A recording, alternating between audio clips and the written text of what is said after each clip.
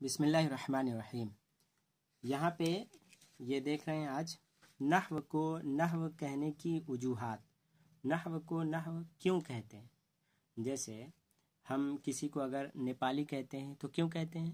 کیونکہ وہ نیپال کا رہنے والا ہے۔ تو اسی طرح نحو کو نحو کہنے کی وجوہات کیا ہے؟ تو ایک وجہ کیا ہے؟ نحو کا ایک معنی طریقہ ہے۔ کیا ہے؟ جیسے البیتو مینس گھر، اسی طرح نحو کا ایک معنی طریقہ ہے۔ چونکہ متکلم مینس عربی بولنے والا، عربی بولنے والا اس علم کے ذریعے عرب کے طریقے پر، جیسے عرب بولتے ہیں عربی، اسی طرح عرب کے طریقے پر چلتا ہے عربی بولنے والا، اس لیے اس علم کو نحو کہتے ہیں۔ دوسرا معنی نحو کا ایک معنی کنارہ بھی ہے، چونکہ اس علم میں کلمے کے کنارے پر، کلمہ یعنی کوئی بھی لفظ، ناؤن کہہ لیں تو کلمے کے کنارے پر، کنارہ کیا ہے؟ جیسے البیتو، تو یہ کلمہ ہے، ورڈ ہے، ناؤن ہے، کنارہ کون ہے؟ یہ تا ہے۔ تو کلمے کے کنارے پر موجود آخری حرف سے بحث کی جاتی، اس لیے اسے نحو سے تعبیر کیا گیا، کیونکہ نحو کا ایک معنی کنارہ ہے۔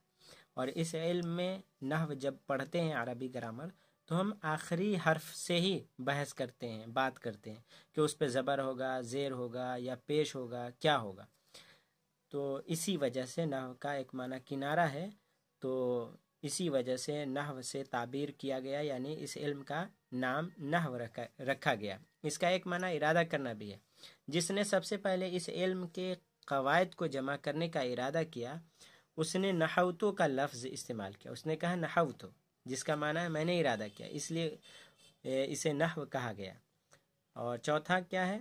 اس کا ایک معنی مثل بھی ہے، مثل مینس طرح، چونکہ اس علم کا جاننے والا عربوں کی مثل، عربوں کی طرح کلام کرنے پر قادر ہو جاتا ہے، بات کرنے لگتا ہے، اس لیے اسے نحو کا نام دیا گیا۔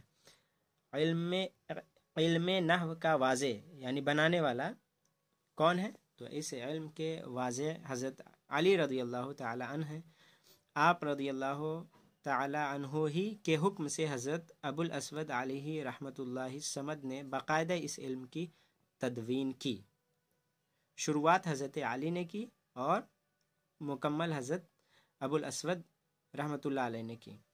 یہاں پہ دیکھیں، بہت اچھی بات ہے، ہم علم حاصل کر رہے ہیں تو حدیث سن لے۔ اللہ تعالیٰ جس کے ساتھ بھلائی کا ارادہ فرماتا ہے، اسے دین کی سمجھ عطا فرماتا ہے۔ یہ بخاری شریف میں، جو شخص طلب علم میں رہتا ہے، اللہ تعالیٰ اس کے رزق کا ضامن ہے، اللہ اسے رزق دیتا ہے۔